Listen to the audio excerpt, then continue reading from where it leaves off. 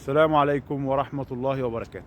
4 حاجات تلجأ لهم لما يكون عندك كحة. أول ما تحس إن أنت عندك نوبات سعال متكررة هتعمل إيه؟ أول حاجة تجيب فنجان تحط فيه معلقة عسل كبيرة وتعصر عليه ليمونة كاملة وتاكل بالمعلقة كده العسل بالليمون ده من غير مية ومن غير أي حاجة. مفيد جدا، ويا سلام لو كان على معدة فاضية، مفيد جدا في علاج نوبات السعال.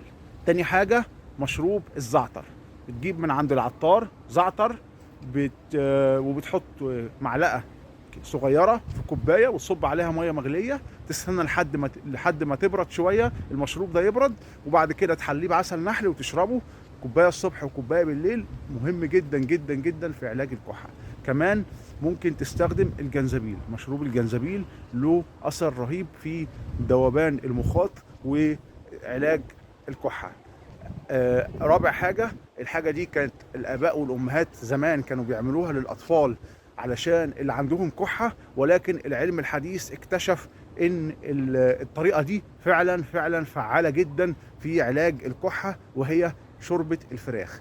شوربة الفراخ تتشرب وهي دافية كده، ويا سلام لو عصرت عليها ليمونة كمان، بتدي فاعلية قوية جدا في علاج الكحة. دمتم سالمين، والسلام عليكم ورحمة الله وبركاته.